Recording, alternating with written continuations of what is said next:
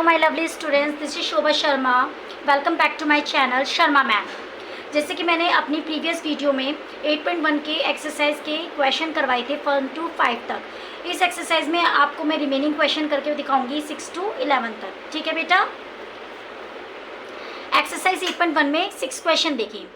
If angle A and B are acute angles such that cos A is equal to cos B, then show that angle A is equal to angle B. Question बोल क्या रहा है?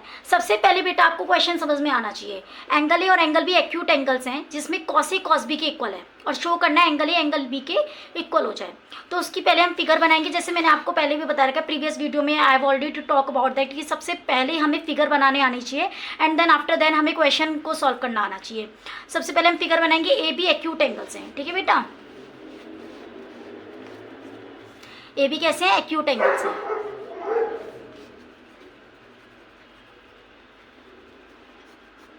अब acute angles हैं तो मैंने आपको अपनी फर्स्ट वीडियो में बताया था कि एक 90 डिग्री का एंगल होता है और जो अदर 2 एंगल्स होते हैं वो आपके एक्यूट एंगल्स होते हैं। तो ये दोनों आपके एक्यूट एंगल्स हैं, तो आपको ए इसे मानना है और इसे बी, और ये क्या मान लोगे आप? सी बचा हुआ। ठीक है। क्वेश्चन में गिवन दे रखा है हमें कि जो कॉस है वो किसके इक्वल है? कॉस बी के इक्वल है। ठीक है बेटा। एक बार तो ए की तरफ से सॉल्व कर लोगे, ए की तरफ से एडजस्ट कर लो, और एक बार बी की तरफ से एडजस्ट कर लो।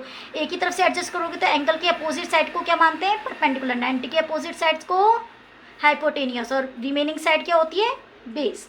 अब कॉस ए का फॉर्मूला क्या होता है बेटा? B upon H. Cos B का फॉर्मूला भी क्या होता है? B upon H. बट जो बेस है कॉस में, ए की तरफ से जो बेस है वो कौन सा है तुम्हारा? ए सी। और जो हाइपोटेनियस है वो आपकी क्या है? A B. और जो बेस है आपका बी की तरफ से एडजस्ट करो, बी की तरफ से एडजस्ट करोगे तो एंगल के सामने वाली क्या हो जाएगी? परपेंडिकुलर, और रिमेनिंग साइड बेस और हाइपोटेनियस एज इट इज रहेगी। ओके बेटा। तो बेस क्या है आपके पास? B C. हाइपोटेनियस क्या है आपके पास? A B. तो आपकी क्या हो गया? A C upon A B is equal to B C upon A B के इक्वल हो गया। ए बी से ए बी कैंसिल आउट करोगे तो ए सी किसके इक्वल हो गया? बी सी के इक्वल हो गया। मतलब आपकी ये वाली जो साइड है ए सी वो किसके इक्वल हो गया? बी सी के। ठीक है। बट आपको प्रूफ क्या करना है? आपको प्रूफ तो करना है angle A is equal to angle B. आपको पता होगा ये वाली जो आपकी प्रॉपर्टी है आपने ऑलरेडी पढ़ रखी होगी, फिर भी मैं एक बार आपको रिमाइंड करवा देती हूँ कि जब भी किसी भी ट्रायंगल की 2 साइड्स इक्वल होती हैं, ध्यान से सुनना, जब किसी भी ट्रायंगल की 2 साइड्स इक्वल होती है तो उसकी अपोजिट एंगल्स भी एक दूसरे के इक्वल होते हैं।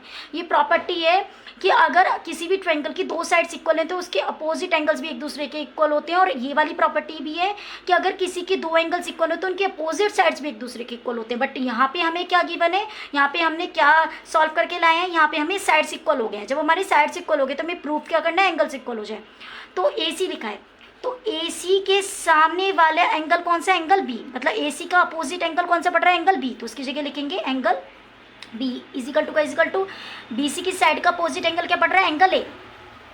ठीक है। और इस प्रॉपर्टी को लिखेंगे, जो प्रॉपर्टी आपने लगाई है। कौन सी प्रॉपर्टी लगाई है? Opposite angles of equal sides are equal.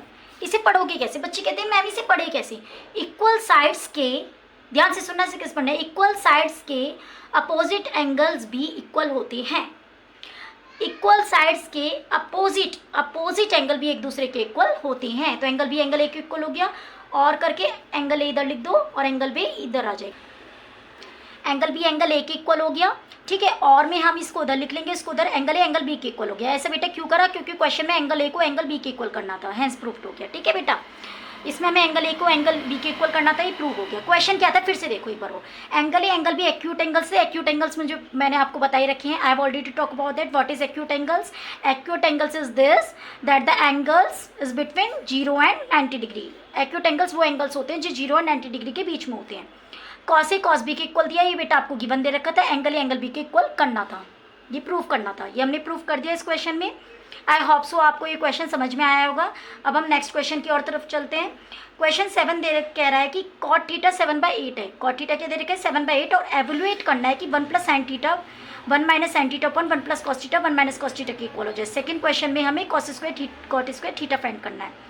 Question में क्या दे रखा है, कॉट थीटा की वैल्यू 7/8 दे रखी है, मतलब साइड्स का रेशियो दे रखा है। बेटा आप कंपेयर करना सिखा रखा है, जब भी ट्रिग्नोमेट्री की वैल्यू और साइड्स का रेशियो दे रखा हो उसे कंपेयर कर सकते हैं। जो कॉट की वैल्यू होती है, कॉट की वैल्यू क्या है b/p, तो मतलब b हमें 7 दे रखा है और p हमें 8 दे रखा है।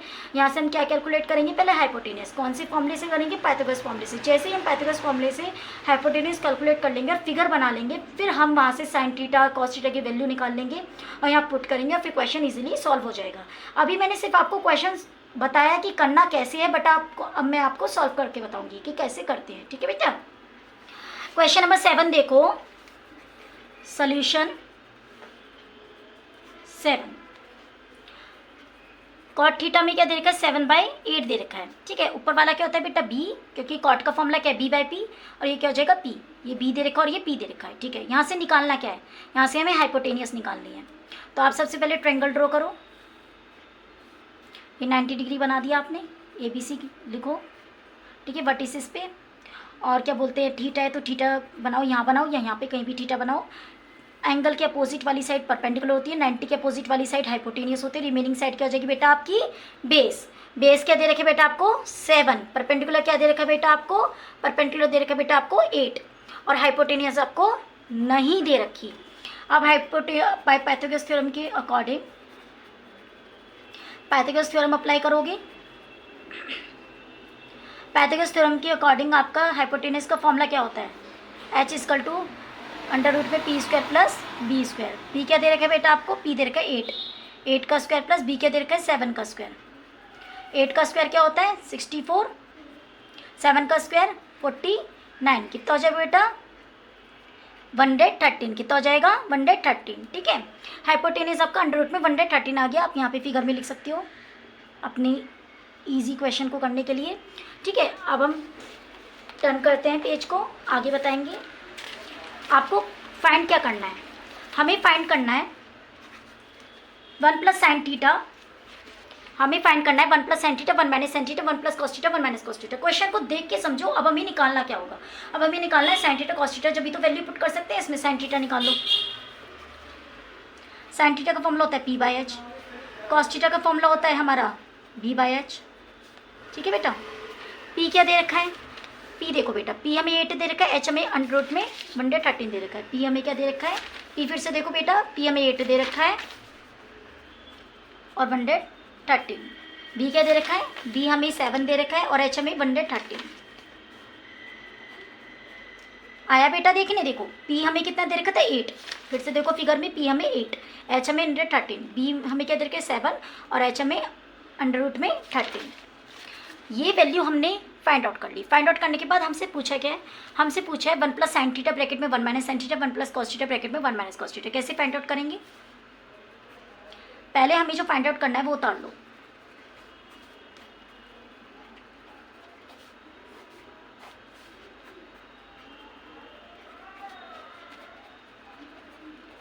ठीक है बेटा, अब वैल्यू पुट करो, ब्रैकेट का ब्रैकेट।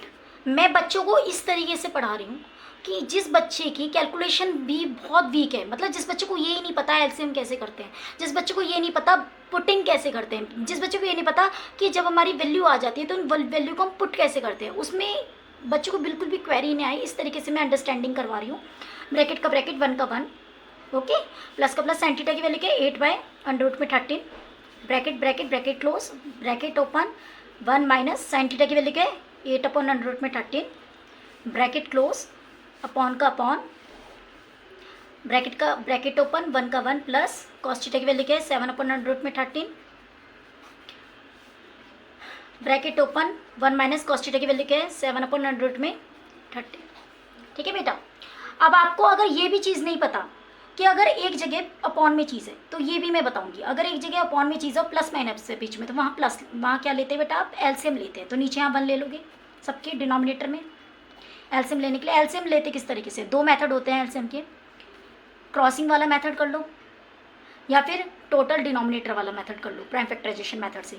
आप क्रॉसिंग कर लो, √13 बन जा √13, प्लस का प्लस, 8 बन जा 8, अपॉन का अपॉन, √13 बन जा √13, √13 बन जा √13, माइनस का माइनस 8 बन जा 8, अपॉन में √13 बन जाए √13, √100 113, ठीक है। अंडर रूट सेम प्लस 7 बन जाए 7 अपॉन में अंडर रूट में 113, 113 माइनस का 7 बन जाए 7 अपॉन में अंडर रूट में 113। समझ में आया बेटा यहाँ तक? अब क्या करना है, यहाँ कौन सा फॉर्मूला बनना है, ए प्लस बी और ए माइनस बी। ए प्लस बी और ए माइनस बी का फॉर्मूला क्या होता है, ए प्लस बी और ए माइनस बी का फॉर्मूला होता है ए स्क्वायर माइनस बी स्क्वायर। क्या फॉर्मूला होता है, ए स्क्वायर माइनस का बी स्क्वायर। तो आप क्या लिखोगे, अंडर रूट में 113 का स्क्वायर माइनस का 8 का स्क्वायर। देखो कैसे करा, ए प्लस बी ब्रैकेट में ए माइनस बी का फॉर्मूला होता है ए स्क्वायर माइनस बी स्क्वायर। ए आपका ये है, ए प्लस बी, ए सेम है, बी सेम है, एक जगह प्लस है एक जगह माइनस है। फॉर्मूला क्या रखोगे, ए का स्क्वायर माइनस का बी का स्क्वायर, अपॉन का अपॉन, दो बंदे सेम है रूट में, दो बंदे का खेल कैसे करते हैं, दो बंदे हैं ना रूट में 113, तो कितने हैं 2 बंदे, तो पावर में 2 लिखो, स्क्वायर से अंडर रूट कैंसिल हो जाता है, स्क्वायर से स्क्वायर रूट कैंसिल हो जाता है, तो क्यों होता है वो भी मैं आपको अभी बताऊंगी, ठीक है। फिर 113 plus 7 113 minus 7, A plus B A minus B same लग रहा है, इसमें भी क्या लिखोगे आप, ए का स्क्वायर माइनस का, देखो बेटा A plus B A minus B same लिखोगे, ए का स्क्वायर माइनस का बी का स्क्वायर सेम, दो बंदे सेम है आपके, कितने हैं यहाँ पे अंडर रूट में 113 2 है, तो स्क्वायर रूट लगा दो। स्क्वायर लगाने के बाद स्क्वायर से अंडर रूट कैंसिल हो जाता है, यहाँ स्क्वायर से यहाँ पे भी अंडर रूट कैंसिल हो जाएगा, स्क्वायर से अंडर रूट यहाँ पे भी कैंसिल हो जाएगा, 113 माइनस 64 हो जाएगा, नीचे 113 माइनस का 7 का स्क्वायर 49 अपॉन में 113, ठीक है।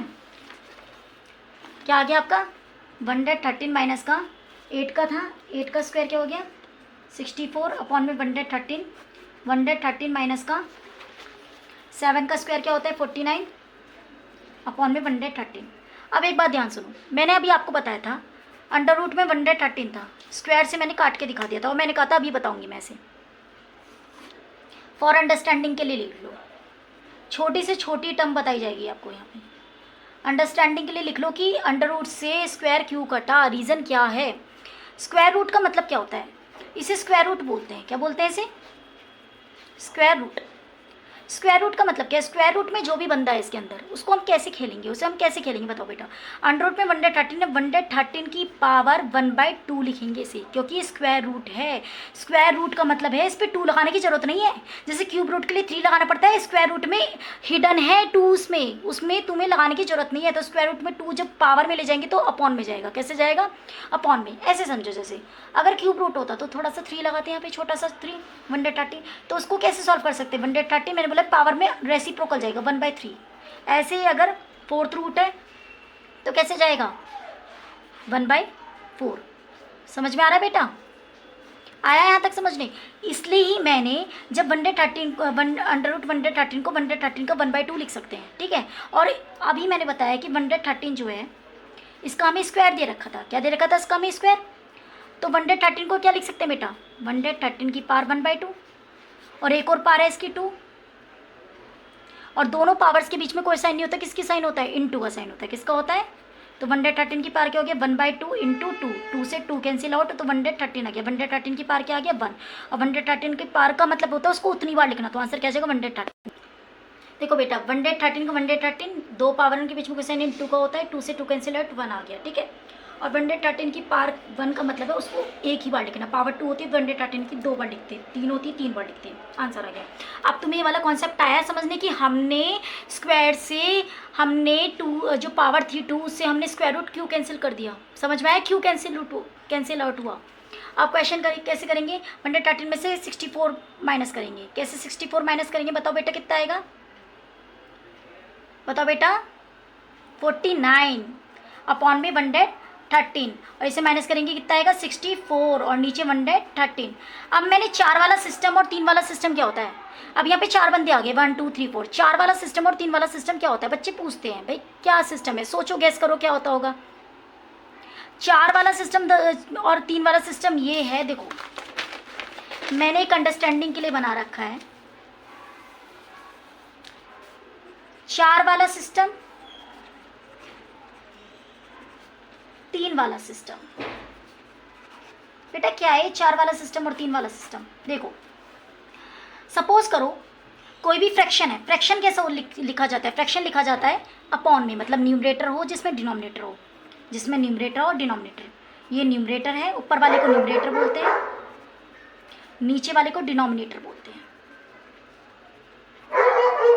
ऊपर वाले को न्यूमरेटर, नीचे वाले को डिनोमिनेटर, ये होता है चार वाला सिस्टम। अब चार वाला सिस्टम आप अच्छी तरीके से समझो कैसे करेंगे। पहले फ्रैक्शन लिया आपने, फ्रैक्शन में a अपॉन b में ऊपर वाले को न्यूमरेटर बोलते हैं, नीचे वाले को डिनोमिनेटर बोलते हैं। सपोज करो a की वैल्यू हमें पुट करनी है 1/2 और b की वैल्यू हमें पुट करनी है 3। क्या पुट करनी है? 3। तो अब बताओ अपॉन में कौन सा है? अपॉन मतलब अपॉन में है जिसमें न्यूमरेटर डिनोमिनेटर दोनों हो। तो अपॉन में कौन सा है? ए वाला, बी वाला तो नहीं दिख रहा बेटा अपॉन में, ए वाला अपॉन में दिख रहा है। जब इसकी वैल्यू हम यहाँ पुट करेंगे तो ए की जगह 1/2 रखेंगे, अपॉन का upon as it is, B की जगह 3 रखेंगे। ठीक है बेटा। जब न्यूमरेटर टूटता है, न्यूमरेटर टूटने का मतलब जब न्यूमरेटर अपॉन में हो, जब न्यूमरेटर टूटता है, जब न्यूमरेटर टूटता है, न्यूमरेटर टूटता है का मतलब क्या है? जब न्यूमरेटर अपॉन में हो और डिनोमिनेटर में एक बंदा हो या दो बंदे हो, वो मैटर नहीं करता, वो अपॉन में हो या अपॉन में ना हो, ये मैटर नहीं करता। बस न्यूमरेटर अगर अपॉन में है तो चार वाला सिस्टम चलेगा। चार वाला मतलब 1 2, तीसरा तो है, चौथे में क्या ले लेंगे? 1। और चार वाले सिस्टम को खेलते कैसे हैं? स्टार्टिंग के 2 ऐसी लिखो, स्टार्टिंग के 2 ऐसी लिखो, इंटू करके नीचे वाले के 2 रेसिप्रोकल ले जाओ। 3/1 है तो कैसे जाएगा? ऊपर जाके 1/3, तो सॉल्व करके क्या आएगा? 1 1 जा 1 और 3 2 जा 6। समझ में आया? अब आप मैम कहोगे, आप कहोगे बच्चों की मैम अभी बी की वैल्यू तो आपने अपॉन में नहीं दी, अपॉन में होती जब भी चार वाला सिस्टम चलता। हाँ, जब भी चार वाला सिस्टम चलता, फिर तो चलता ही चार वाला सिस्टम। ये भी 2 दिख रहे हैं बंदे और इसके भी 3/2 करके कुछ भी ले लेते, ये भी 2 दिखते, 1 2 3 4, 4 बंदे होते, सेम सिस्टम चलता। अब 3 वाले सिस्टम में क्या है? 3 वाले सिस्टम में ये है कि सपोज करो आपने कोई भी फ्रैक्शन लिया, ए उसमें न्यूमरेटर है, बी इसमें डिनोमिनेटर है, ऊपर वाला न्यूमरेटर होता है, नीचे वाला डिनोमिनेटर होता है। बताने की जरूरत तो नहीं है, आंसर नोट कर देती उसे डी सी। ये न्यूमरेटर है, डिनोमिनेटर है। अब की बार ए की वैल्यू मैंने 3 ले ली और बी की वैल्यू 1/2 ले ली। क्या ले ली? बी की वैल्यू 1/2। तो ए की जगह मैं 3 रखूंगी, अपॉन का अपॉन करूंगी, बी की जगह 1/2 रखूंगी। अब देखो ध्यान से बेटा, अब की बार क्या टूट रहा है? डिनोमिनेटर टूट रहा है। क्या टूट रहा है? टूटने का मतलब क्या है? फ्रैक्शन में है, अब की बार डिनोमिनेटर टूट रहा है। अब की बार डिनोमिनेटर टूट रहा है मतलब अपॉन में है, तो कौन सा वाला सिस्टम चलेगा? 3 वाला सिस्टम। 3 वाला सिस्टम मतलब 3 बंदे देखेंगे, 1 2 3, या 4 बना लेते हैं क्योंकि यहाँ न्यूमरेटर टूट रहा था, या 3 है तो 3 ही रहने देंगे क्योंकि यहाँ पे डिनोमिनेटर टूट रहा है। तो 3 वाला सिस्टम कैसे खेलता है? तीसरे, ये 1 पर्सन है, सेकंड पर्सन है, थर्ड पर्सन है, थर्ड वाले पर्सन की फर्स्ट वाले पर्सन से इंटू कर देते हैं, तो 3 2 जा 6 और नीचे क्या रह जाएगा? 1। और 1 के टेल में 6 कितनी बार आता है? 6। इसका 6 आंसर होगा। यहाँ तक समझ में आया? 3 वाला सिस्टम, 4 वाला सिस्टम। ये बेटा क्यों समझाया मैंने? ये ट्रिक से बना रखा है मैंने, 3 वाला सिस्टम, 4 वाला सिस्टम, ये मैंने ट्रिक से बना रखा है जिससे तुम इजीली कैलकुलेशन कर सको। अब आप पीछे जाओ, आप पीछे क्वेश्चन भी देखो, इसमें 4 वाला सिस्टम चलेगा तो 49/1/113 ऐसी एज इट इज। ये नीचे वाले 2 कैसे जाती है? उल्टे, रेसिप्रोकल जाएंगी, 113 ऊपर और नीचे 64। 113 से 113 कैंसिल आउट करो, 49/64 आंसर हो जाएगा। समझ में आया बेटा? अब सेकंड देखो, सेकंड पार्ट में क्या सॉल्व करना है? सेकंड पार्ट में कॉट स्क्वायर थीटा सॉल्व करना है। कॉट थीटा की वैल्यू आपको 7/8 दे रखी है, कॉट स्क्वायर थीटा पुट करना है। अब ये भी सिखाऊंगी मैं आपको, ये बहुत इंपॉर्टेंट है, इसे ध्यान से सुनना, बिकॉज आप यहाँ पे कंफ्यूज नहीं होगी। आप कहोगे ये कॉट और थीटा के बीच में जो स्क्वायर चढ़ रहा है ये क्या है? समझ में नहीं आ रही, I am confusing ma'am, please tell me. तो आप देखो इसका कॉन्सेप्ट भी देखो, कोई भी ट्रिग्नोमेट्रिक रेशियो है, जैसे tan थीटा ले लिया, ठीक है बेटा, tan थीटा ले लिया, इसे क्या पढ़ेंगे? रीडेस tan थीटा, इसे क्या पढ़ेंगे? tan theta. इसको क्या पढ़ेंगे? tan square theta. इसे क्या पढ़ेंगे? tan square theta. इसको ऐसा लिखा जा सकता है, इस वाले पर्सन को tan स्क्वायर थीटा को ऐसे लिख सकते हैं, tan थीटा का होल स्क्वायर। इन दोनों का मतलब क्या है? इन दोनों का मतलब है जो tan थीटा का फंक्शन है उसका स्क्वायर हो रहा है। क्या हो रहा है? जो tan थीटा फंक्शन है इसका स्क्वायर हो रहा है। इन दोनों में ही जो फंक्शन है इसका क्या हो रहा है तुम्हारा? इस फंक्शन का तुम क्या कर रहे हो? स्क्वायर कर रहे हो। क्या कर रहे हो? स्क्वायर। पर इन दोनों को तुम ऐसे नहीं लिख सकते, ये नॉट इक्वल टू, इन दोनों को तुम tan थीटा स्क्वायर नहीं लिख सकते। इसका मतलब है तुमने एंगल का स्क्वायर कर दिया, फंक्शन का स्क्वायर नहीं है यहाँ पे तुम एंगल का स्क्वायर कर रहे हो। ये कभी भी तुम्हारा ऐसे लिखा आएगा तो तुम इसको ऐसे लिख सकते हो, ऐसे नहीं लिख सकते, क्योंकि यहाँ पे दोनों में फंक्शन का स्क्वायर हो रहा है और यहाँ पे फंक्शन का नहीं, यहाँ पे एंगल का स्क्वायर हो रहा है। समझ में आया बेटा? क्योंकि कॉन्सेप्ट अब मैं लगाऊंगी इसलिए सिखाना भी बहुत जरूरी था, ये भी इंपॉर्टेंट कॉन्सेप्ट है।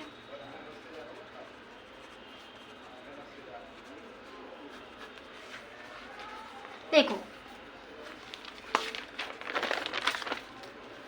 सेकंड है कॉट स्क्वायर थीटा, ये निकालना है। तो मैंने भी बताया कॉट स्क्वायर थीटा को हम लिख सकते हैं कॉट थीटा का होल स्क्वायर। क्या लिख सकते हैं? कॉट थीटा का होल स्क्वायर। कॉट थीटा की वैल्यू क्या बेटा आपकी? कॉट थीटा की वैल्यू है 7/8। देखो कॉट थीटा की वैल्यू क्या दे रखी है? 7/8। तो कॉट थीटा की 7/8, ब्रैकेट का ब्रैकेट क्लोज, स्क्वायर का स्क्वायर। इसका मतलब क्या है? होल स्क्वायर का मतलब होता है जो हॉल में पावर होते हैं, इसका मतलब ये इसकी भी पावर है, इसकी भी पावर है। पावर का मतलब क्या होता है? 7 वाले पर्सन को 2 बार इंटू करना है, 8 वाले पर्सन को भी 2 बार इंटू। 7 को 2 बार इंटू कर दो, 8 को 2 बार इंटू कर दो। तो 7 7 जा 49, 8 8 जा 64। समझ में आ गया बेटा? ये क्वेश्चन सॉल्व हो गया बेटा। इस हमने वीडियो में 6 और 7 क्वेश्चन करा है, ठीक है। And we are starting with exercise 8.1 remaining question of course in the next video.